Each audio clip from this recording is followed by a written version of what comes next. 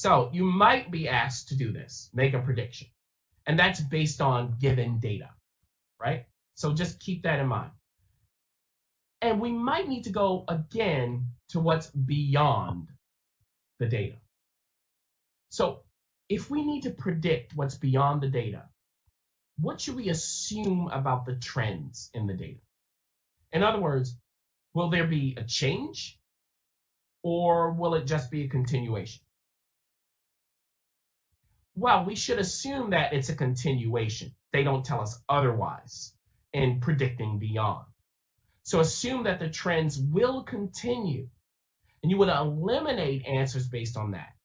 Answers that are too high or too low based on that continuing trend.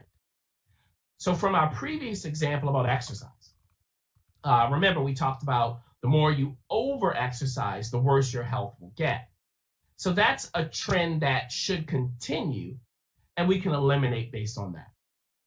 Now, there are other ways that the GED Science test can ask about changes in data that are relevant to the real world. So let's look at them next. So some of the questions here, you might have to create a new chart, table, or graph. But again, it's based on given data. So the information is going to be given for you to do that. So another thing that you could be asked is what would happen if the data's changed, if it's altered. So hold on. What must the correct answers be based on again? Well, remember, it's the given information, right? So here, information given. And we've talked about that a lot already throughout this lesson. So we should look for that information, right? And here, it's evidence from the passage or visual information to answer the questions. So in examining this kind of data, there's certain things, of course, we want to check for. First is the units of measurement and the increments. Also looking at the axes. So just as we talked about earlier, this is similar to how we normally analyze charts, tables, and graphs. So no change there. Next, you also want to locate the origin to make sure that you can determine the minimum possible values. So these minimum possible values will give you a starting point. So if you want to figure out how many, let's say this example, how many books children should read at a time for learning, we could set the minimum number of books at 1 book at a time, or at even more. But the origin of that graph, if we were to create it, would show what that minimum number is, 1, 2, 3, or more. So that's the point of finding the origin, finding your starting point, finding the minimum possible values. The third thing to do in examining new and hypothetical data is to pick a test point and eliminate based on that. So in other words, we don't have to deal with all of the points in the data. We can spot check the data and eliminate accordingly. So the answers, again, the answers are going to guide the way that we check the data. And that's going to help us to avoid wasting time. Okay, now remember from earlier in this session that studies aren't always perfect. For example, earlier on, we talked about the potential problem of not studying the right kind of group in the weight loss example. So since studies can contain problems, the GED Science test might ask about certain ones. And one common problem to watch out for is up next. And scientists, of course, use statistics. This includes the mathematical formulas. Some mathematical formulas to be careful of: averages and percentages. So you want to be sure about that. Also, pay attention to the data set at its center. It's a useful thing to know. So which formula do you think we can use to figure out what's at the center of a set of numbers? Let's put it this way. If you want to know how well you're doing in a class, you could use all of your test scores in that class to find the what? Well, if you're thinking, I think it's the average. Yeah, and that's the most common measure at the center. But median might also appear.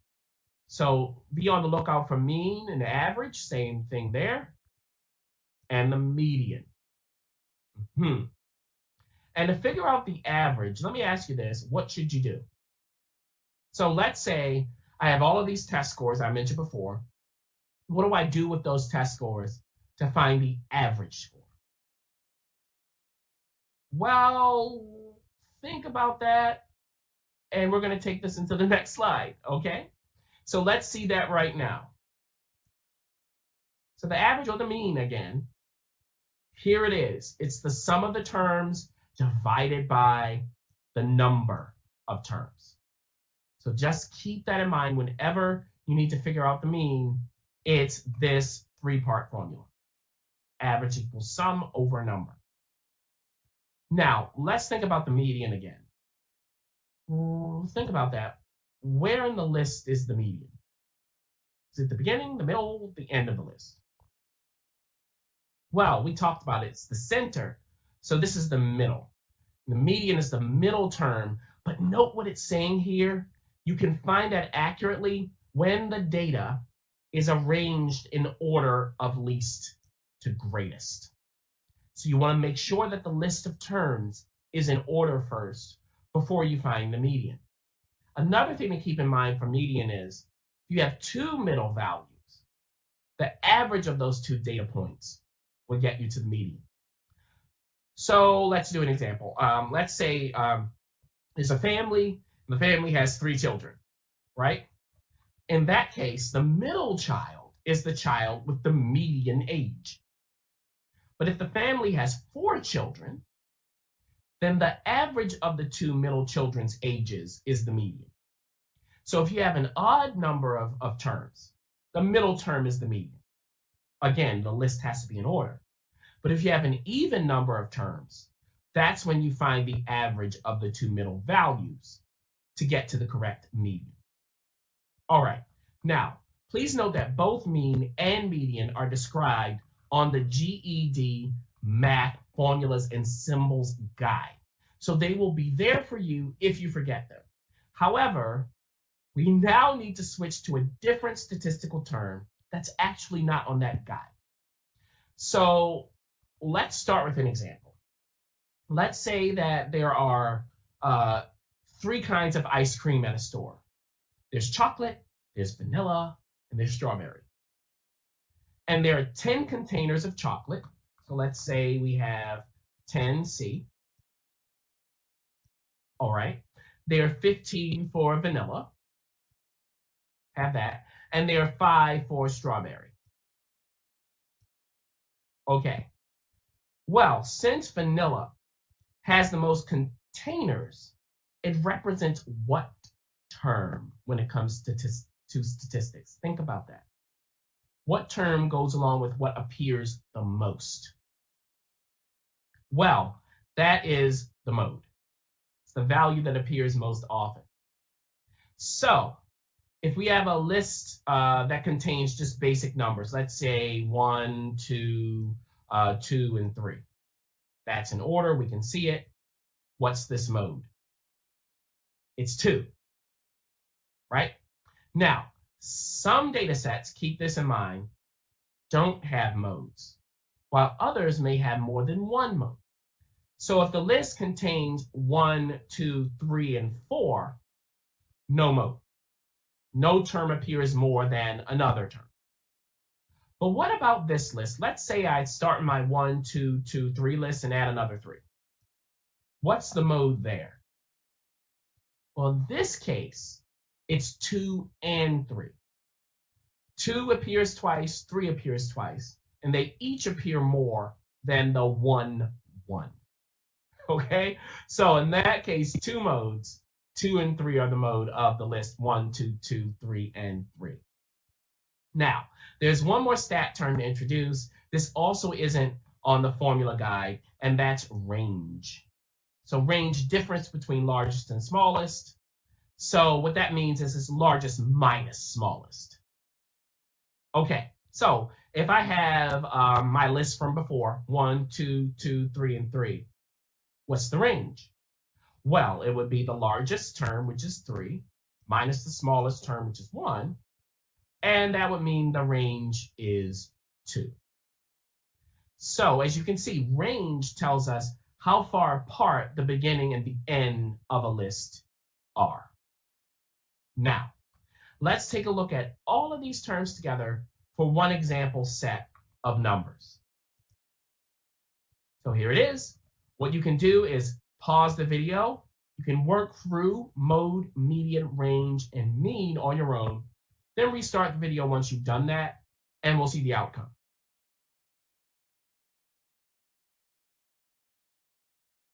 All right, so let's go through this step by step, bit by bit. And first, remember, when you see a list of numbers, put it in order, and it's already in order as shown. Also, it can help to count the number of terms in the list. So how many numbers are in this list? Did you count it? Well, there are 15. So that way, if you lose track of a number, you know. So 15 numbers here. Okay. Now, let's go to the mode. Remember, that's what appears most frequently. This is going to be clearly shown when you put the list in order. Well, there are 3 ones, and that it means that 1 appears the most. Nothing else appears 3 times. So our mode is 1 and only 1. Now let's move to the median. Again, we have 15 numbers in this list, so that's an odd number of terms. So remember, when you have an odd number of terms, the middle term is the median. And in this case, since there are 15 numbers, the middle term will have 7 terms to its left and 7 terms to its right. So that makes 4 the median. 7 terms on its left, 7 terms on its right. Now for the range. Remember, that's largest minus smallest. We have the list in order. 9 minus 0 is 9. Lastly, mean. Remember, 3-part formula, sum of the terms over number of terms. So we add everything up, divide by that number again, which is 15. And the result of this in the numerator is 66.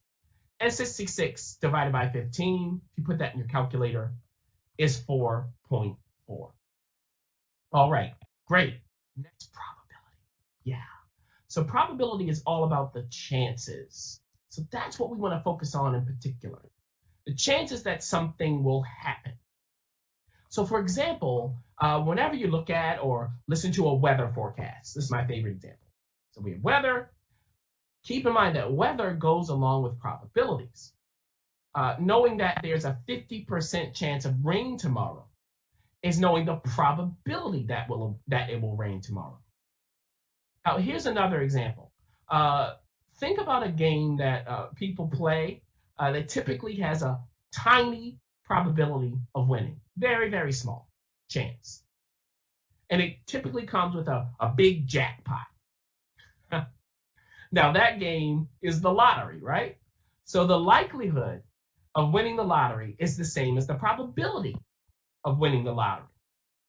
All right, so now that we've had those examples, there's a formula that we can use to calculate probability. Here it is. It's another 3-part formula. Number of desired possible outcomes over number of total possible outcomes. Now, this is not on the formula sheet, so just be sure of that and make sure that you have it. Another thing to know about probability is this. All different probabilities, when you add them up, you get 100%, or 1 if you're dealing with decimals. Another thing to note because of that, if you want the probability that something does not happen, then you take the probability that it does happen out of 1. Sometimes that's easier to do. So you have this formula as well. So let's test this out. Let's say you know the probability that it will rain tomorrow. You know what that is. If you know the probability that it will rain tomorrow, you also know the probability that it won't rain tomorrow. We just take the probability that it will rain out of 1 or 100% to get the probability that it won't. So if the probability that it will rain is 20%, the probability that it won't rain is 80%. Now, another thing to keep in mind is the probability that two independent events happen. What we do is multiply them together in this formula here. So probability of event A times probability of event B. So another example, right? Let's say that we wanted the probability that it will rain and be windy tomorrow.